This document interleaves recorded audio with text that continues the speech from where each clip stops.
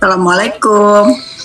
Waalaikumsalam warahmatullahi wabarakatuh. Mbak Shinta ya. Iya. Senang sekali nih bisa ketemu sama Abang Tengkuruk langsung nih, bisa berjumpa wajah langsung. Iya.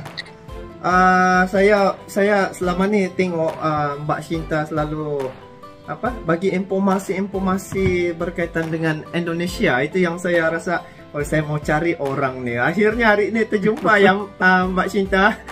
Alhamdulillah Bang, alhamdulillah. Ya, salam ini kenal ya. Iya, mewakili semua teman-teman di Indonesia, khususnya di Jakarta.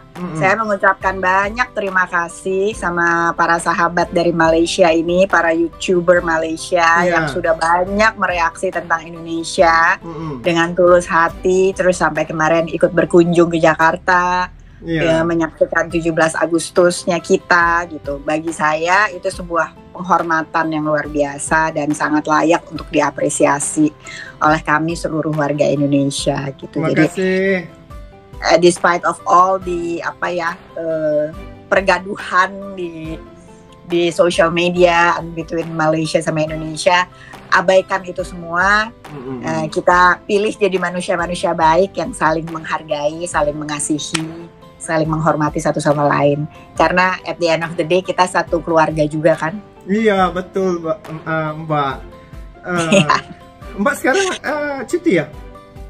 Iya, karena weekend. Weekend ya, santai-santai ya. Santai, makanya saya juga bisa ajak ngobrol. Mbak Shinta, saya mau tanya nih, sebab banyak informasi Mbak Shinta sharing di lewat WA ya. Saya sentiasa baca gini, mana satu Mbak Shinta nih ya. Saya mau tanya, kalau dapat jumpa dengan dia nih, lagi seru ini saya dalam hati saya. Jadi Mbak Shinta, kami baru-baru ini ke Jakarta kan. Mungkin Mbak Shinta ada mengikuti perjalanan kami punya nih selama beberapa hari. Ikut beberapa kali saya ikut tonton live-nya gitu. Apa yang seru sekali? Apa yang Mbak Shinta rasa momen yang paling seru? Kalau di channel saya lah, yang berkaitan dengan saya. Paling seru dan paling gila ya pas naik bajai. Itu saya antara ketawa, kesel, jengkel, marah, tapi juga geli juga gitu dalam hati. Ya ampun, ini dia bercampur ya Mbak Shinta, bercampur kan. Di situ ada lucunya, ada marahnya, ada sedihnya, bercampur gitu. Jadi bila dirangkum kayak itu, dia satu momen yang tidak dapat dilupakan Mbak Shinta. Iya betul. Karena memang sebenarnya sih kalau kita ke Jakarta, memang wajib naik bajai. Memang wajib mencoba bajai, karena bajai itu hanya ada di Jakarta. Iya benar. Di kota-kota lain Indonesia nggak ada. Kalau misalnya di Jogja itu biasanya adanya beca. Itu beca juga harus dicoba itu kalau ke Jogja atau ke kota-kota lain di Jawa. Tapi bajai nggak ada selain di Jakarta gitu.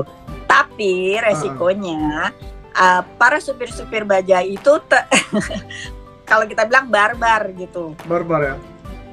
Barbar nih yang barbarnya tuh cara bawanya tuh udah suka-suka dia aja lah. Ini mesti Mbak Shinta nampak yang saya buat ulasan tuh kayak Michael Schumacher. Saya juga ketawa ngakak melihat siapa yang teriak-teriak jerit-jeritan. Aduh, saya ketawa tapi juga jengkel gini. Karena gini Bang, kita ini kan lagi banyak yang sorot ya, terutama ada kan para YouTuber Malaysia yang isinya sangat provokatif ya, gitu.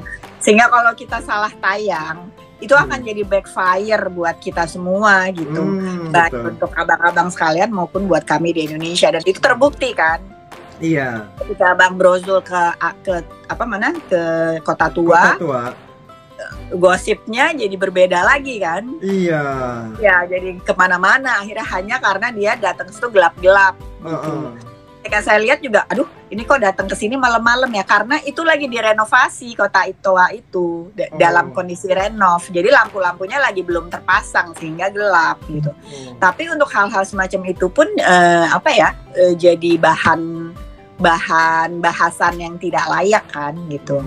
Nah, ketika naik bajai ini pun yang saya khawatirkan adalah itu tadi, pasti akan ada jadi bahan lah, jadi bahan untuk dicari kekurangannya, dibahas untuk yang hal-hal yang tidak baik gitu. Jadi yang saya khawatirkan sih hal itu gitu.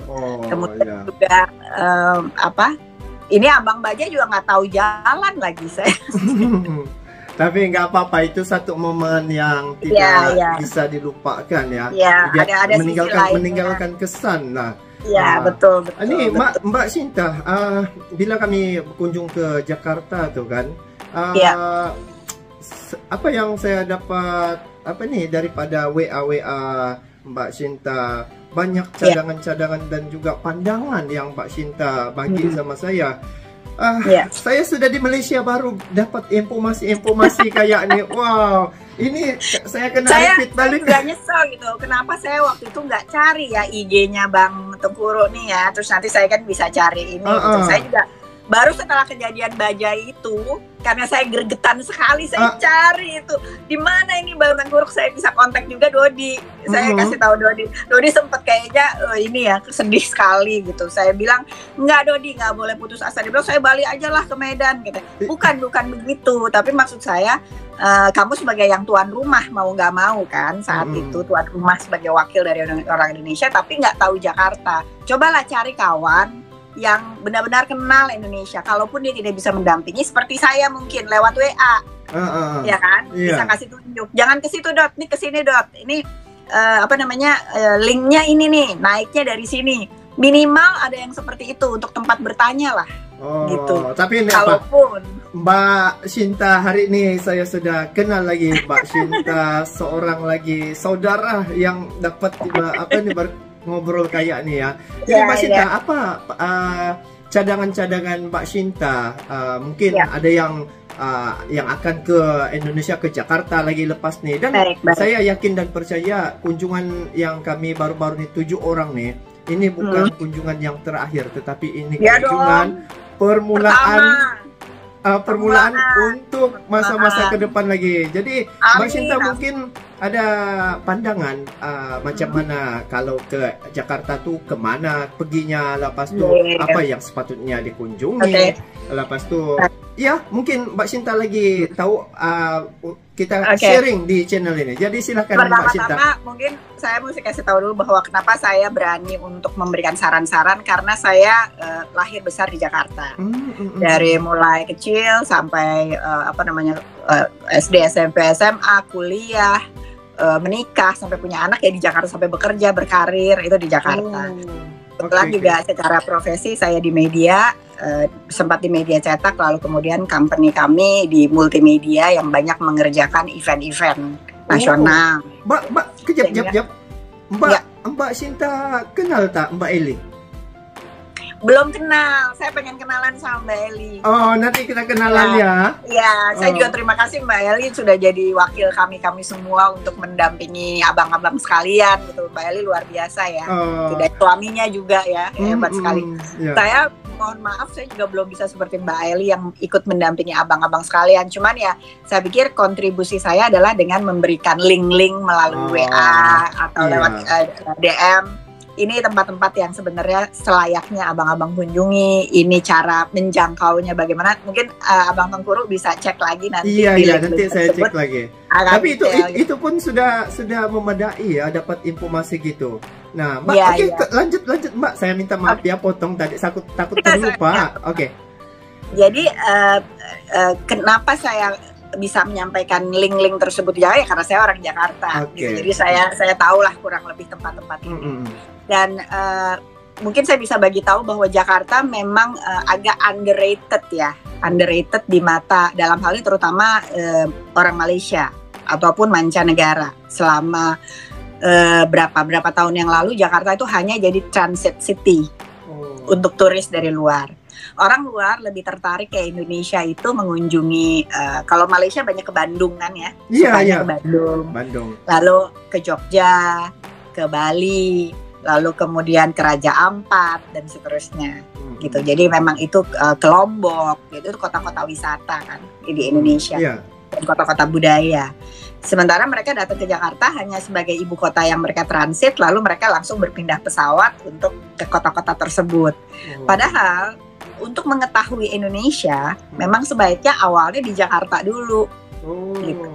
Kita jadi mengenali karakter manusia-manusia Indonesia seperti apa, kurang lebihnya, karena Jakarta is a melting pot seperti New York City, di mana seluruh orang-orang dari berbagai provinsi di Indonesia tuh ada semua di Jakarta. Ngumpul sana.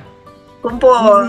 Karena sebenarnya sih hampir lebih dari 50%, mungkin lebih ya, 70% penghuni Jakarta itu adalah pendatang dari kota-kota lain di Indonesia. Gitu.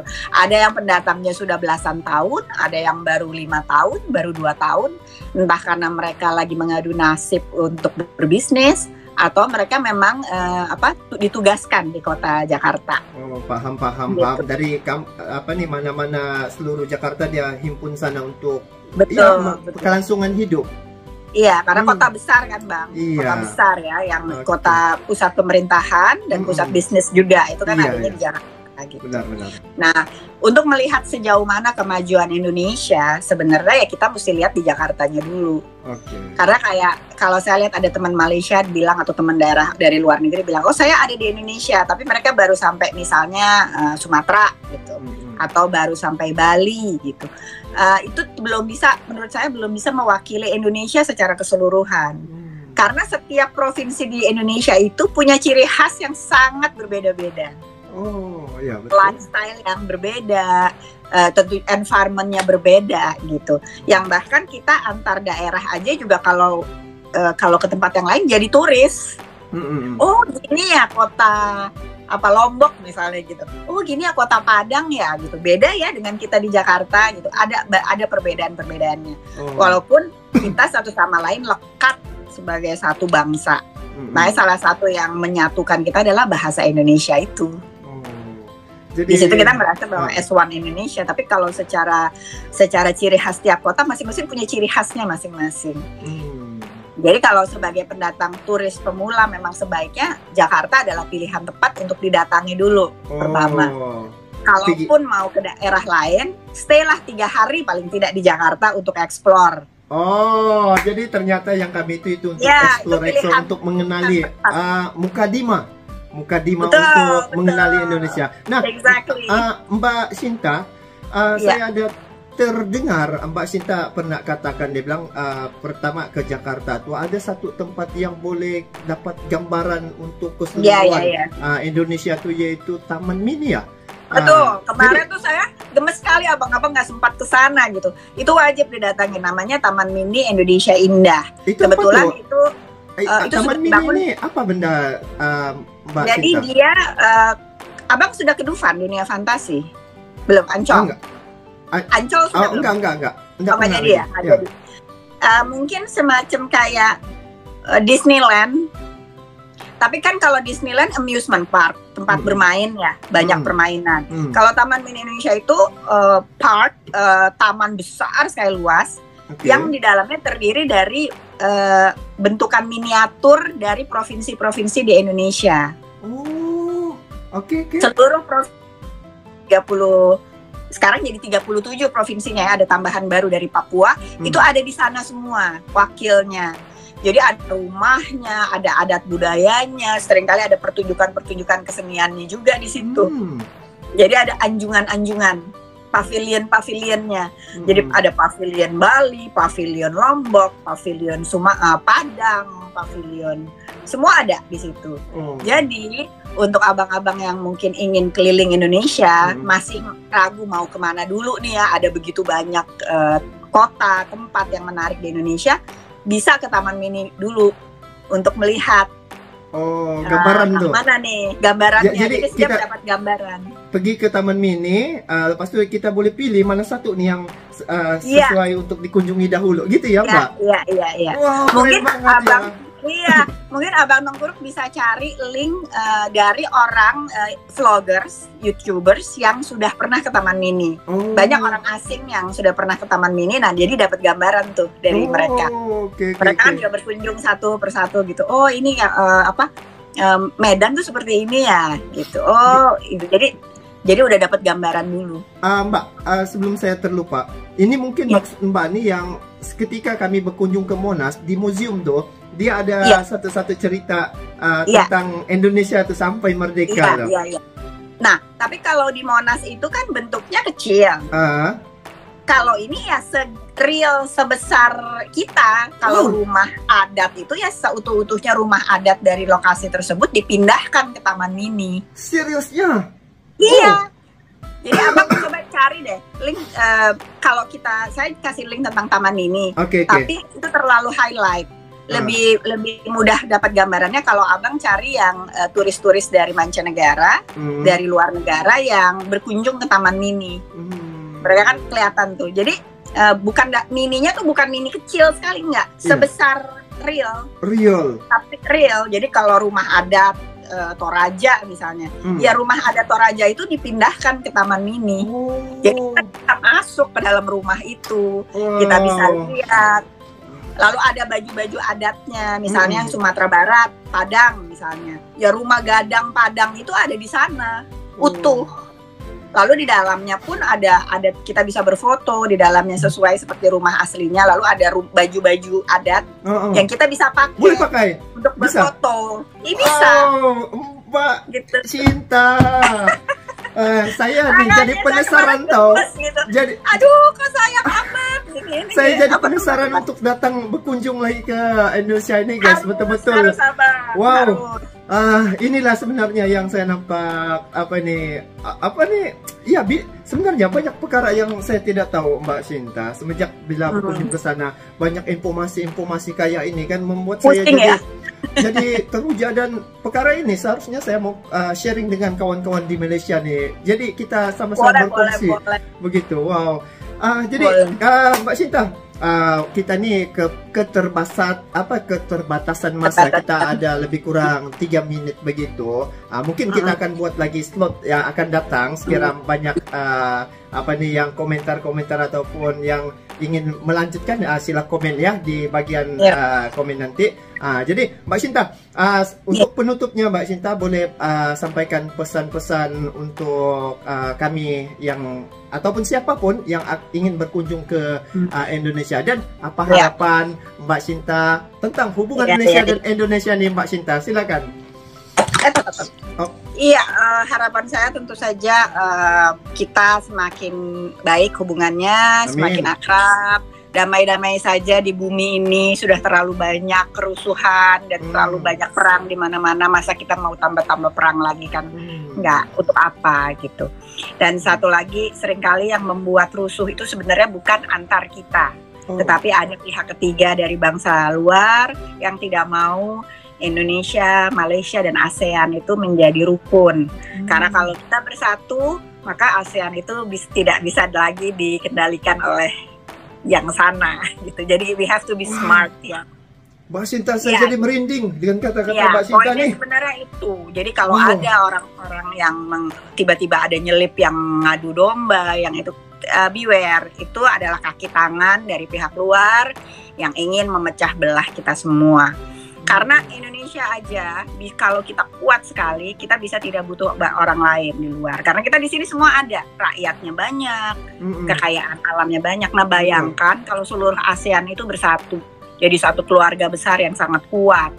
Siapa yang bisa ganggu kita? Benar. Siapa yang bisa dikte kita? Betul. Kekayaan alam kita ya buat kita aja, nggak bisa diusik sama orang luar. Sementara orang luar butuh kekayaan alam kita kan. Mereka nggak punya rempah-rempah, mereka nggak punya boksit, mereka nggak punya nikel, mereka nggak punya ini dan emas, nggak punya. Kita punya. Bayangkan kalau ASEAN kuat. Jadi please kawan-kawan semua be smart gitu. Kalau ada yang mengacaukan, bikin hoax kayak link hoax itu tentang yang bikin panas, sebenarnya kan itu juga untuk memecah belah gitu, memecah belah supaya saling bermusuhan. Makanya saya apresiasi sekali rekan-rekan dari Malaysia, YouTubers Malaysia yang dengan ikhlas hati selalu memberikan reaksi positif terhadap Indonesia gitu. Tentu saja Indonesia akan menyambutnya dengan penuh kasih gitu, karena ya itu sebuah penghargaan yang luar biasa gitu. Jadi kalau pesan-pesan saya untuk teman-teman dari Malaysia khususnya ya, kalau memang mau ke Indonesia, ada baiknya dimulainya dari Jakarta dulu. Wah, ternyata saya sudah. Ya, ada baiknya. Kenapa? Karena Jakarta itu adalah a melting pot atau mangkok yang terdiri dari seluruh suku bangsa yang ada di Indonesia ini berkumpul di Jakarta tuh ada semuanya. Gitu. Jadi kita bisa membaca lah kurang lebih karakter orang Indonesia secara keseluruhan seperti apa sih di Jakarta. Yang kedua, ya jadi secara kultur budaya, karakter gitu, kita bisa lihat dari satu kota ini dulu saja gitu. Lalu sebagai ibu kota negara, Jakarta juga menjadi tolok ukur sejauh mana kemajuan Indonesia sebenarnya kan, yang mungkin agak sulit kalau kita langsung ke daerah. Betul. Karena biasanya atau provinsi-provinsi lainnya, karena provinsi lain biasanya lebih andalan mereka di alam semula jadi ya, kalau Malaysia bilang ya, lebih ke alam, keindahan alamnya, ke culture budayanya. Sementara di Jakarta sebenarnya hampir keduanya ada, tapi mostly kan kemajuannya. Betul. Nah, oke Mbak Sinta, terima kasih. Saya betul-betul kalau boleh kita panjang lagi. Nanti kita buat podcast kayak ini lagi untuk berbagi informasi. Boleh. Dan ini salah satu podcast yang saya rasa sungguh berilmu, sungguh beredukasi, dan kepada rekan-rekan yang menonton video ini boleh share kemana-mana biar semua orang tahu bagaimana Indonesia itu ya, dan kita tidak mau lagi yang orang tersalah anggap kayak itu, tetapi inilah realitinya sebenarnya apabila bertemu secara fisik ya, ternyata Indonesia dan Malaysia itu seperti kakak dan adik, seperti kakak dan adik yang lama terpisah. Bila bertemu, wah sungguh ramah, sungguh mesra. Wow, ternyata itulah sebenarnya kita nih sebenarnya di Nusantara nih saling ada kedekatan itu ya. Jadi Mbak Sinta terima kasih ya di atas perkongsian ataupun Mbak Sinta telah berbagi tentang Indonesia, dan kami di Malaysia pun mungkin boleh dapat sesuatu gambaran tentang Indonesia itu sekiranya berkunjung ke Indonesia. Jadi Mbak Sinta, saya minta maaf juga sekiranya ada terkasar bahasa ya sepanjang kami berkunjung ke Jakarta. Kalau ada kesilapan ataupun kekilafan kami minta maaf. Kadang-kadang kita luar daripada kesedaran sebab terlalu excited ya. Jadi Mbak Sinta, sampai jumpa lagi. Kita bertemu lagi di podcast akan datang. Assalamualaikum, salam silaturahim, salam satu Nusantara, salam rumpun Nusantara. Kepada semua yang menonton video ini, kita kekalkan kedamaian, kemakmuran, dan kita eratkan silaturahim agar negara kita sentiasa aman, damai, dan makmur untuk selamanya. Sampai jumpa lagi. Assalamualaikum warahmatullahi wabarakatuh. Bye-bye.